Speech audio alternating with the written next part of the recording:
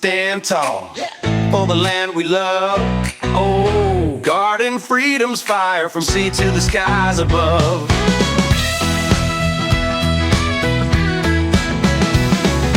Hold the line, be bold, come on, with liberty in our hearts. Oh yeah, every vote's a spark to light a brand new start.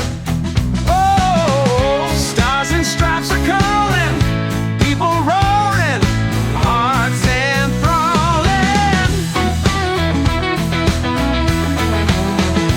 Do right, yeah, be right, oh, for the nation we ignite.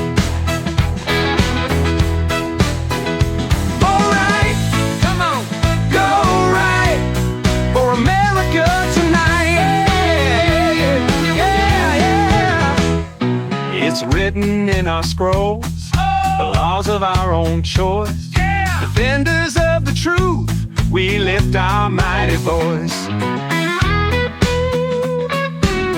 Oh yeah, freedom never fades. No, no. In the land of the brave, power to the people. Let our flag wave. Let it wave. Do right, oh, be right, yeah, for the nation we ignite. Oh, yeah. All right, come on, go right, for America tonight. Let's go.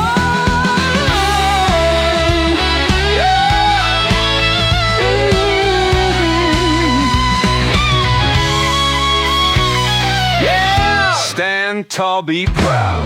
Let freedom ring and sing it loud. For America everlasting.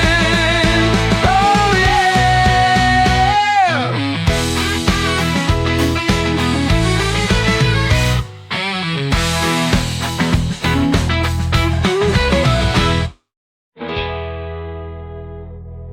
Judge Janine to sing it for us. Roll it. What? I'm not doing this. Act your damn age, do your own rhyme, and while you're at it, pull your freaking leg pant down.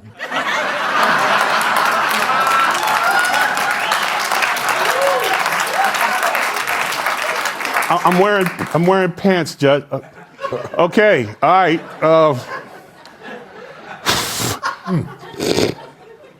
Why did the media jerk go berserk? And a stark reminder of the biased lens through which some media outlets view the world, MSNBC ran a headline after the sentencing of the illegal alien who murdered Lincoln Riley to life in prison. This is the headline. They wrote, "Lincoln Riley's killer never stood a chance." After significant backlash, they altered it to, quote, "The guilt of Lincoln Riley's killer was never in doubt." Now, this incident explains why Comcast is looking to sell the network. Because when it comes to reporting, MSNBC seems more interested in pushing an agenda than presenting the facts.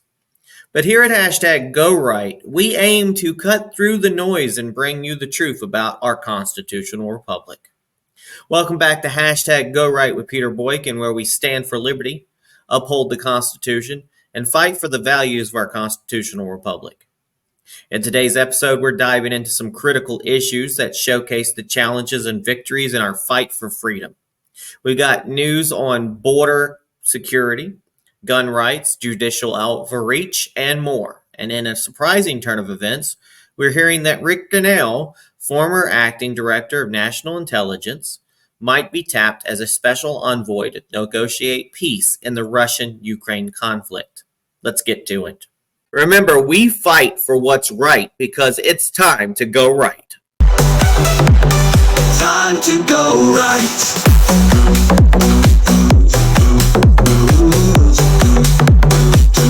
Time to go right.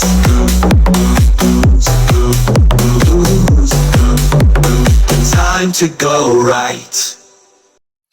In a telling sign of shifting cultural landscapes, a recent Gallup survey reveals a significant increase of gun ownership among Republican women, jumping from 19% to 33% between 2007 and 2012, and 2019 and 2024. Conversely, Democrat men have seen a decline from 36 to 29% in the same period. This data underscores a growing divide in how Americans approach personal security and their Second Amendment rights. Regionally, the survey shows a clear divide, with 51% of rural Americans owning guns compared to just 20% in urban areas. Reflecting the diverse needs and lifestyles across our vast nation, Republican men continue to lead in gun ownership at 60%, while Democrat women remain the least likely group to own firearms at only 12%. Dana Loesch, former NRA spokeswoman, commented on this trend, highlighting the empowerment of women to protect themselves amidst rising lawlessness, stating, quote, "I think it's phenomenal and speaks to the confidence and courage of women who are moved to protect themselves and their families.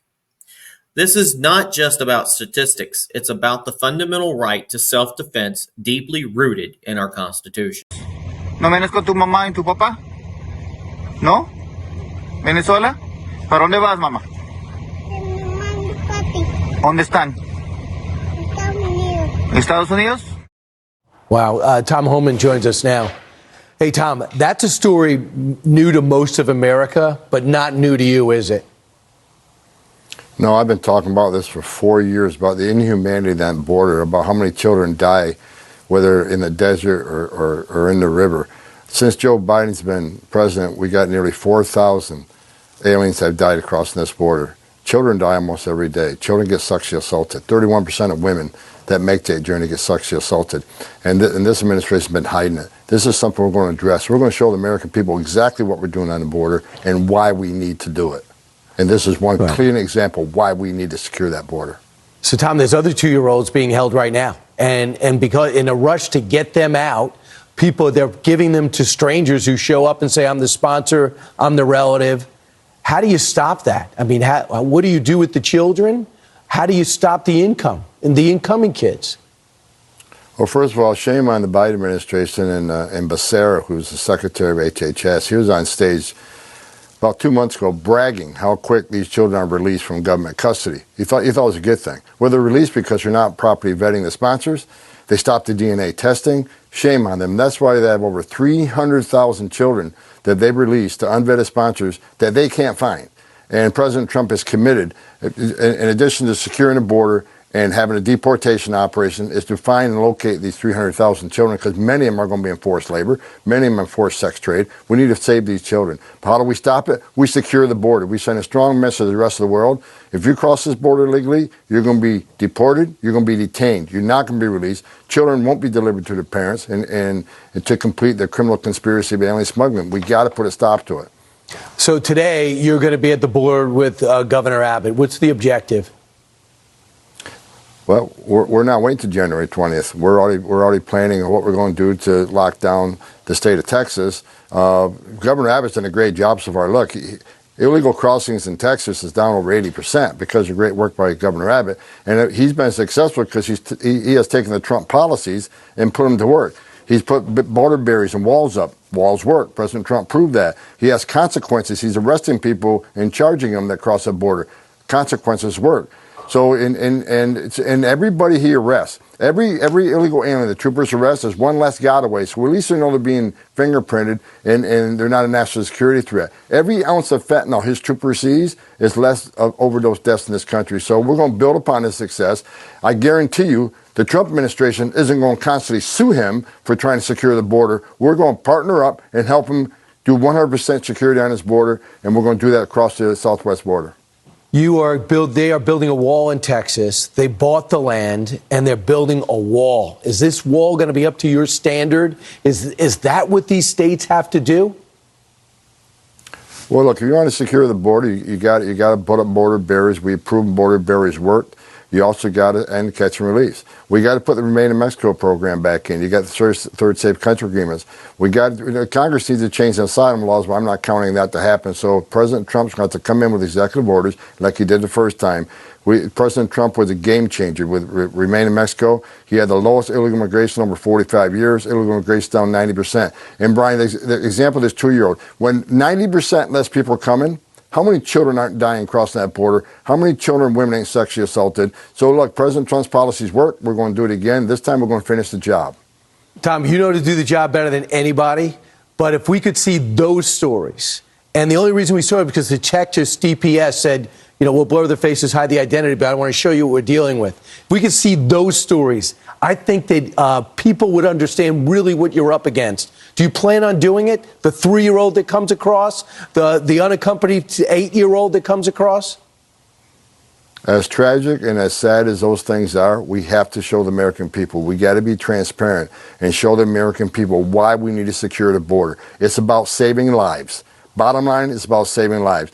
And I'm sick and tired of my 34 years of holding dying children, holding dead children, talking to girls as young as 9 that were raped multiple times. And I've said it before, everything innocent and pure within that little girl was ripped from her and she will never be the same. We're going to tell the story. American people need to know the story. And I think by telling that story, President Trump have the support of the American people across the board. We'll watch you and the governor at the border today, and we got to understand what we're in for in the next while we wait 55 more days. Tom Homan, thanks so much. Appreciate it. Thank you.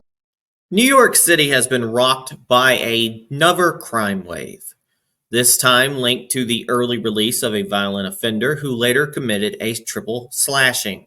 Representative Richie Torres has openly criticized Mayor Eric Adams and Governor Kathy Hochul for their approach to public safety and criminal justice. This incident raises serious questions about the efficiency of current policies and prioritize leniency over community safety. I mean, what do you expect when you let that many illegals come in and take over the city? The backlash from this event is not just political noise. It's a cry for a return of policies that respect the rule of law and protect citizens. This scenario exemplifies how progressive policies can have dire real-world consequences, challenging the balance between compassion and the responsibility of our judicial system. I've just been told I've been fired. What they do when they tell us, they set a time, how long we're going to be somewhere, and then what they do is they close all the roads. The Secret Service does. And if you want to lose all support for the Coast Guard, and no one will ever vote for me again, I better get the hell out of here. But thank you, thank you, thank you. From the bottom of my heart, thank you for your service. Thank you. I really mean it. Thank you. Appreciate it. There's significant buzz around allegations that the NIH chief, which is confessed that aspects of the COVID-19 health initiatives, including vaccine efficiency, were fabricated. This claim has fueled widespread criticism and has become a focal point for discussions on health and governmental trust. We'll get you more information as it comes. I think it's insulting when members of the working class, which the Democratic Party has lost entirely in our lifetimes, to insist the economy is doing great. A 12-pack of Bounty is $40. Rich folks don't feel that. Poor folks already switched to Sparkle during the during the lockdown. And I think telling them that the NASDAQ is gangbusters is further insulting. It's insulting. I think the biggest unforced error of the Biden administration by far was the border. To tell people it's not a problem is insulting. For the working class to see incoming migrants getting welcome bags, debit cards, and motel rooms is probably insulting as well. So there's a lot of work to do. You know, it was when they handed out camo hats that said Harris Walls, and the Democrats they were kind of charmed by that. Their party has gone quinoa, and the rest of America's eating at Cracker Barrel.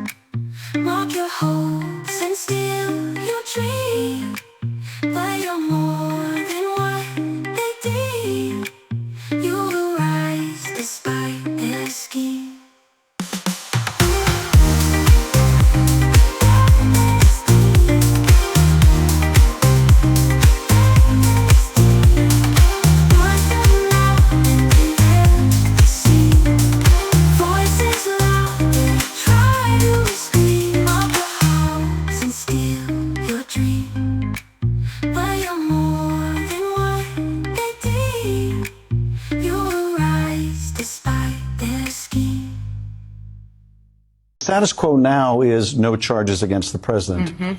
You would have to upset that status quo to later bring charges again, as opposed to merely postponing the proceedings, in which case the presumption is they continue when he leaves office. Now, Jack Smith relied on the opinion of lawyers within the department who said that they thought it was required by the Constitution to dismiss the case, but it isn't required by the Constitution.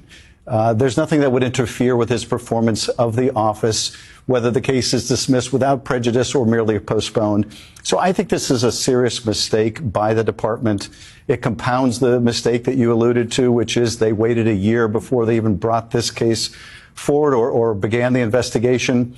And then you have the Supreme Court with its immunity decision, and now you have a potential nominee in Pam Bondi who is saying she's going to prosecute the prosecutors. All of that goes against what Jack Smith said in his brief motion, which is that no one's above the law. So we're hearing that phrase a lot, but we're not giving validity to it by these actions. And our main story tonight is in a significant legal development. The sentencing for President-elect Donald Trump in the Manhattan Non-Disclosure Agreement case has been indefinitely postponed by New York Supreme Court Justice Juan Merchan. This move comes after Trump was charged with 34 counts related to the classification of payments to Stormy Daniels as, quote, legal fees. This case, seen by many as politically motivated, has now been put on hold, with Trump's legal team given until December 2nd to argue for a complete dismissal based on presidential immunity. Stephen Chung, Trump's communication director, stated, quote, the hoax Manhattan case is now fully stayed and sentencing is adjourned. President Trump won a landslide victory as the American people have issued a mandate to return him to office and dispose of all remnants of the witch hunt cases. Now, this development coincides with the dismissal of federal cases against Trump for election interference and mishandling classified documents, the Jack Smith crap, signaling a potential end to what many conservatives view as lawfare against political adversaries. I would like to state, though, I don't know what kind of justice system we have or world we live in where someone like Donald Trump, regardless if he was the president, ex-president, a regular citizen, etc., when you're running for office and a large thing, or you're just a billionaire, you're going to be confronted with people who are going to come forward and try to say that you've done certain things. In a lot of cases, whether you've done it or didn't do it, it's much easier to tell them to go the hell away, and you've got money and you pay them off. In this case, she didn't have no problem. If Donald Trump slept with her or didn't sleep with her, I don't care. At the end of the day, she made it a point when Donald Trump was running for office. She blackmailed him. She went through his lawyer. His lawyer, who's the same lawyer who was stealing from the Trump administration, who also went to jail and who's nothing but a crook, went ahead and made the deal with Stormy Daniels and paid her as well the hush money to keep quiet. I don't think they established any fact that Donald Trump knew about it or said he was okay with it or anything. All that was said in this case was that Donald Trump paid the lawyer back. I think they tried to say that Donald Trump was using campaign money and was supposed to write that down. Donald Trump said I was paying lawyer fees. Trump was the one being extorted. Trump is the victim. I'm trying to figure out how somebody who extorts somebody like Stormy Daniels is not in jail. How a lawyer that steals from you and does backdoor deals. But I'm trying to figure out how somebody who can do backdoor deals, in this lawyer's case, can do this and get away with it. You've got two crooks who blackmailed Donald Trump, but somehow the victim is the criminal. And if in case it had anything to do with something being criminal, it would have been misdemeanors, not federal crimes. They only did this because Donald Trump was running for office. If Donald Trump had not won, I think they still would have dropped the cases. After all, he was a president. Do I believe any president or past president should be thrown in jail at any time in this America? No, I do not. Even the bad ones. There's got to be a way to handle this without throwing our presidents in jail. And that's my opinion. We'll be right back. So Trump just announced that Scott Bessent is his pick for Treasury Secretary. Scott is an investor, a hedge fund manager, and the founder of Key Square Group. He lives in Charleston, South Carolina, primarily, with his husband and 2 children. When Scott is confirmed, he will be the highest-ranking openly gay official in U.S. history. But wait, doesn't Trump hate gay people? This incessant fear-mongering from the left is the reason why people are leaving the left in droves. No one takes you seriously anymore. Trump has a history of being on the LGBT community side, despite what the liberal media has to say. Trump was primarily responsible for deleting any anti-LGBT rhetoric from the Republican Party platform. He was the first president in history coming into office supporting gay marriage. He's hosted a plethora of gay marriages in the comfort of his own home at Mar-a-Lago. His Supreme Court ended workplace discrimination on the basis of sexual orientation. Trump appointees Neil Gorsuch and Amy Coney Barrett have reaffirmed overreach fell as settled law. Ric Grenell was the first openly gay cabinet member in U.S. history appointed by Trump. And President Trump launched a global initiative to decriminalize homosexuality, especially in places like the Middle East, barring Israel, because they're fine with it. Whoever is saying that Trump is trying to take away rights from the LGBT community, they're lying to you. Welcome back to our hashtag GoRight recap remix. From gun rights to judicial integrity, from border security to political accountability, we've covered the spectrum of issues challenging our constitutional republic.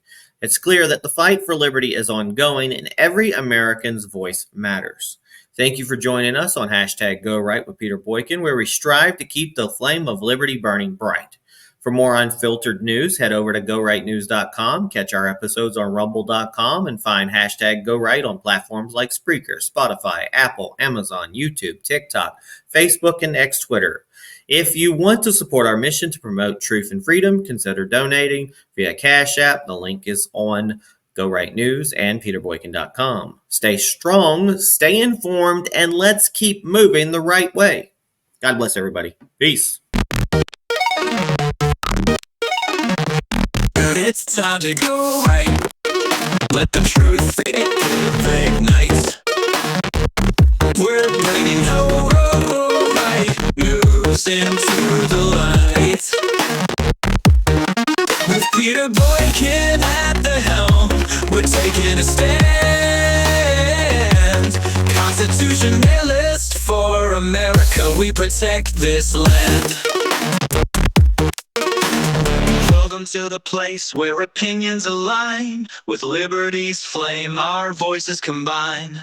Citizen journalism, honest and true. Let's go right. It's the podcast for you.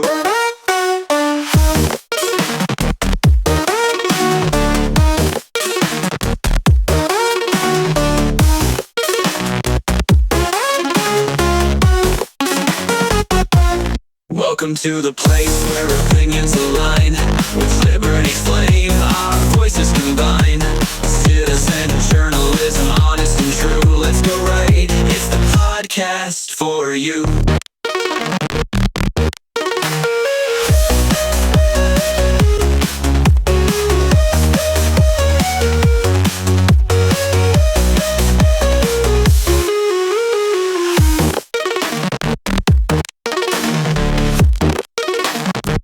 It's time to go right. Let the truth ignite. We're bringing the right news into the light. With Peter Boykin at the helm, we're taking a stand. Constitutionalist for America, we protect this land. Welcome to the place where opinions align. With liberty's flame, our voices combine. Citizen journalism, honest and true. Let's go right. It's the podcast for you.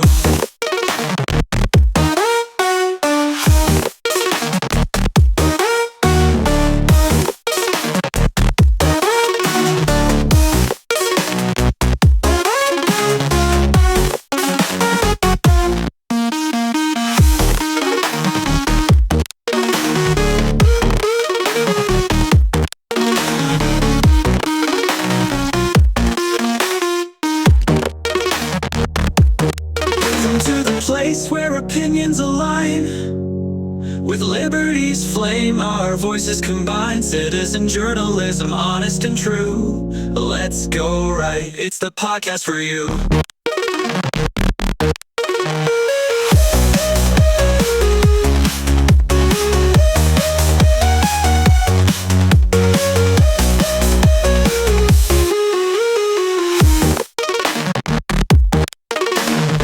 Welcome to the place where opinions align. With liberty's flame, our voices combine. Citizen journalism, honest and true. Let's go right, it's the podcast for you.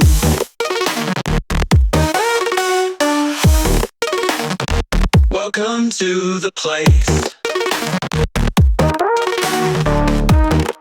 JD has proven he's ready to be a two-term president. If Trump is a one-term, JD's a two-term president. Now you got 12 years of momentum. But the games are going to be to pin Trump against JD. If they're able to find a way to pin Trump against JD, now you have division. And now Trump is not happy about the attention that JD is getting. Vance is not going to get reelected. JD has to realize you are not the alpha. He has to give all the praise and edification to Trump the next 4 years. Zero taking credit. If he does that, the head honcho at the top is going to give him the biggest endorsement for 2028, and he'll get in.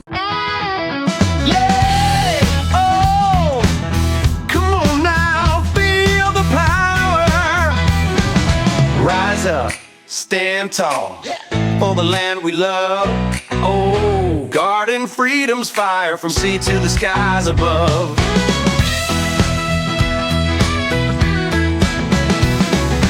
Hold the line, be bold, come on, with liberty in our hearts. So yeah, every vote's a spark to light a brand new start. Oh, stars and stripes are calling, people roaring, hearts enthralling. Do right, yeah, be right, oh, for the nation we ignite. Alright, come on, go right, for America tonight. Yeah. It's written in our scrolls, the laws of our own choice. Defenders of the truth, we lift our mighty voice. Oh yeah, freedom never fades. No, no. In the land of the brave, power to the people. Let our flag wave. Let it wave. Do right, oh, be right, yeah, for the nation we ignite. Oh, yeah.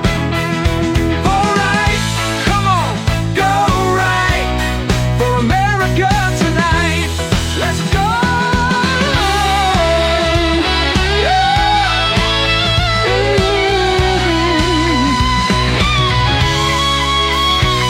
Yeah. Stand tall, be proud.